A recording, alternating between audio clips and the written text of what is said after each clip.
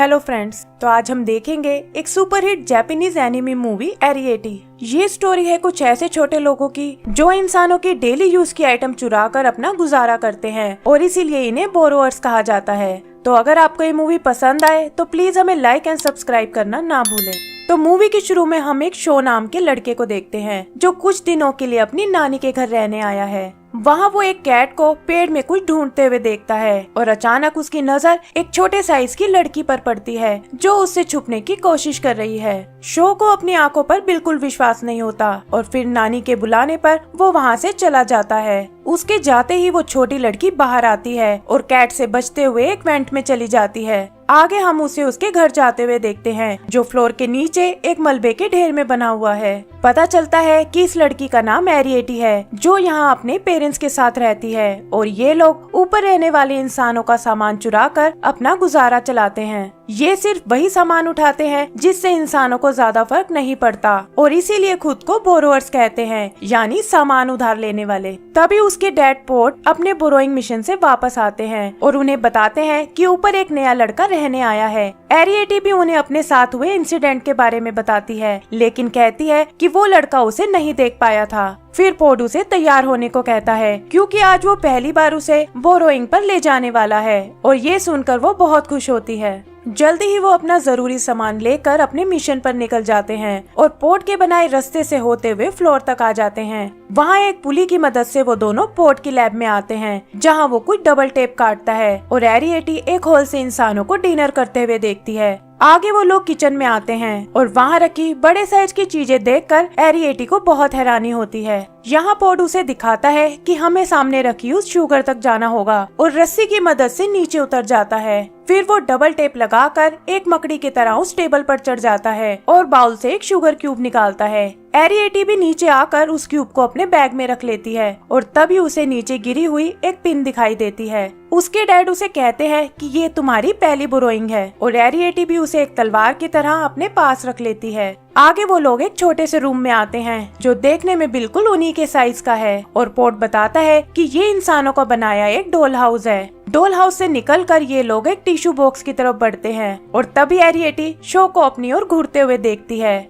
वो धीरे से वापस जाने लगते हैं और इसी चक्कर में उनका शुगर क्यूब नीचे गिर जाता है। तभी शो उसे कहता है कि मैं तुम्हें सुबह देख चुका हूँ और मेरी मॉम ने भी बताया था कि इस घर में कुछ छोटे लोग रहते हैं। लेकिन एरिएटी और उसके डैड बिना कुछ बोले वहाँ से चले जाते हैं। एरिएटी अपने डैड से माफी मांगती है और वो उसे आगे से सावधान रहने को कहते हैं। रात को उसे बिल्कुल नींद नहीं आती और वो रिलैक्स करने के लिए घर से बाहर आ जाती है। तभी वो उस लड़के को वेंट के बाहर देखती है और पता चलता है कि वो उसके लिए एक शुगर क्यूब और एक पेपर छोड़कर गया है। एक बार तो वो उन्हें उठा लेती है लेकिन फिर कुछ सोचकर बिना उन्हें लिए ही वापस चली जाती है। उसके पेरेंट्स को भी लगता है कि शायद इंसानों को उनके बारे में पता चल गया है और ये सुनकर उसकी माँ बहुत घबरा जाती है। पोर्ट कहता है कि अब कुछ दिनों के लिए उन्हें बोरोइंग बंद करनी पड़ेगी और हो सकता है कि शायद उन्हें ये घर भी छोड़ना पड़े। इधर एरिएटी फिर उस क्यूब के पास जाती है और देखती है कि पेपर पे एक मैसेज लिखा हुआ है। वो उस क्यूब को शो को वापस देने जाती है और कहती है कि तुम्हें मेरी फैमिली को अकेला छोड़ देना चाहिए।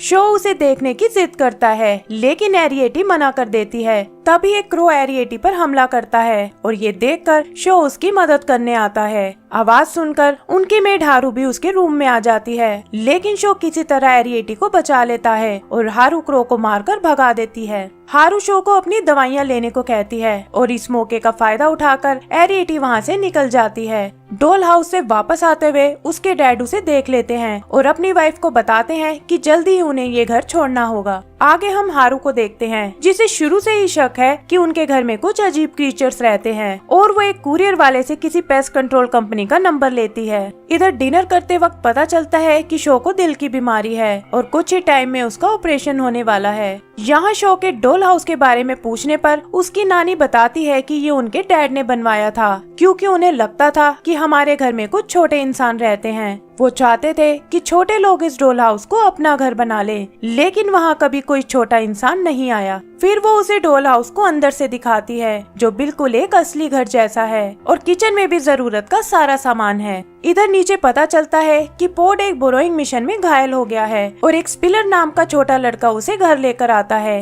एरिएटी उसे देखकर बहुत एक्साइटेड होती है क्योंकि वो पहली बार अपने ही जैसे एक और छोटे इंसान को देख रही है। फोर्ड अपनी वाइफ को बताता है कि स्पिलर की मदद से वो अपने रहने के लिए एक नई जगह ढूंढ सकते हैं और वो जाने की तैयारी करने लगते हैं। एरिएटी का यहाँ से जाने का बिल्कुल मन नहीं होता और तब फोर्ड उसे समझाता है कि हमसे पहले भी 2 बोरोवर्स फैमिली यहाँ से गायब हो चुकी हैं और हमें टाइम रहते यहाँ से निकल जाना चाहिए। तभी एक तेज आवाज के साथ उनका घर हिलने लगता है और वो देखते हैं कि किसी ने उनका पुराना किचन हटा के वहाँ नया किचन लगा दिया है। पता चलता है कि ये शो ही था जो उस डॉल हाउस में रखी चीजों से उनकी मदद कर रहा है। एरिएटी और उसकी फैमिली भी अपना सामान पैक करने लगते हैं और वो शो को अलविदा कहने जाती है। शो भी पहली बार उसे अच्छे से देखता है और कहता है कि तुम दुनिया की सबसे खूबसूरत क्रिएशन हो। एरिएटी उसे बताती है कि वो लोग अब यहाँ से जा रहे हैं और शो इसे अपनी गलती मानकर उससे माफी मांगता है। वो कहता है कि मैं तो बस तुम्हें दोस्त बनाना चाहता था और फिर अपनी मेडिकल कंडीशन के बारे में बताता है। इधर हारू को अलमारी के सामने एक क्रोबार टूल मिलता है और जैसे ही वो उसे अंदर रखने लगती है वहाँ का सारा सामान बाहर गिर जाता है।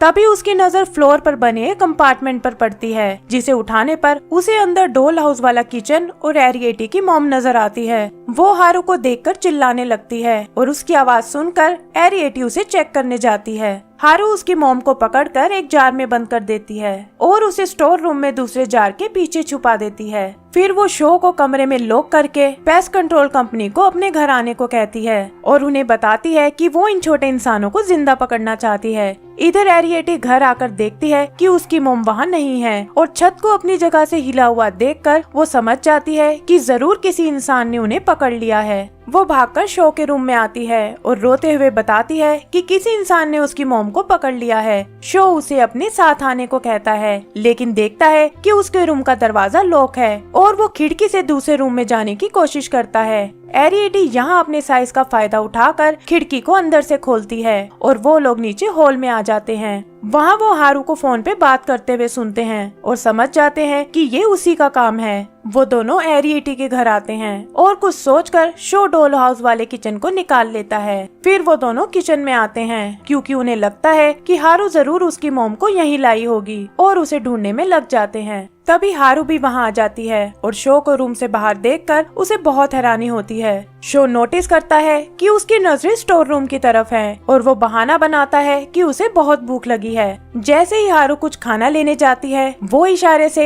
एरिएटी को स्टोर रूम में जाने को कहता है और वो भी हारू की नजरों से बचते हुए अंदर चली जाती है। वहाँ वो अपनी मॉम को आवाज लगाती है और अपनी बेटी की आवाज सुनकर उसकी माँ भी जोर से चिल्लाती है। जल्दी ही एरिएटी उन्हें ढूंढ लेती है और अपनी पिन की मदद से उन्हें जार से बाहर निकाल लेती है। तभी शो भी वहाँ आ जाता है जिसे देखकर उसकी मॉम डर जाती है लेकिन एरिएटी कहती है कि शो से उन्हें कोई खतरा नहीं है। उधर हारू पेस्ट कंट्रोल वालों को पूरा घर अच्छे से चेक करने को कहती है और तभी वो शो की नानी को आते हुए देखती है। वो उसे भी बताती है कि मैंने उन छोटे इंसानों को ढूंढ निकाला है जिसके बारे में आपके डैड बताया करते थे। फिर वो नानी को उनका घर दिखाने ले जाती है लेकिन देखती है कि वहाँ कुछ नहीं है। अपनी बात पर यकीन दिलाने के लिए वो उन्हें डॉल हाउस का किचन दिखाती है लेकिन पता चलता है कि वो भी अपनी जगह पर ही है। वो भागकर उस जार को लेने जाती है जिसमें उसने एरिएटी की मोम को कैद किया हुआ था और इधर नानी को एक छोटी सी केटल में कुछ पत्तियां नजर आती हैं। वो समझ जाती है कि हारू सच बोल रही है और शो भी उन्हें बताता है कि वो लोग चोर नहीं बल्कि बोरोवर्स हैं। उधर हारू को वो जार भी खाली मिलता है और वो गुस्से में पेस्ट कंट्रोल वालों को वहाँ से जाने को कहती है।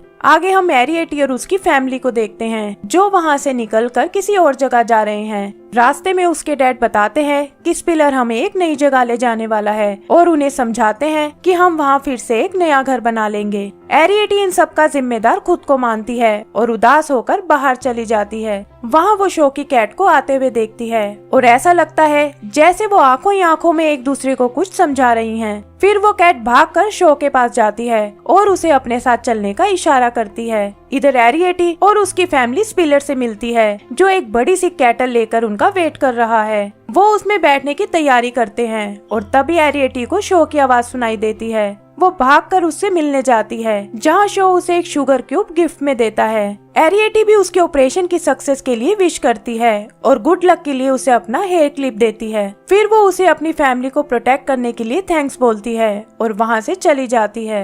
एंड सीन में हम उन्हें स्पिलर के साथ आगे बढ़ते हुए देखते हैं, जहाँ एक नई दुनिया उनका वेट कर रही है। और इसी के साथ हमारी मूवी खत्म हो जाती है। तो दोस्तों, अगर आपको ये मूवी पसंद आई हो तो प्लीज हमें लाइक एंड सब्सक्राइब करना ना भूलें। Thank you.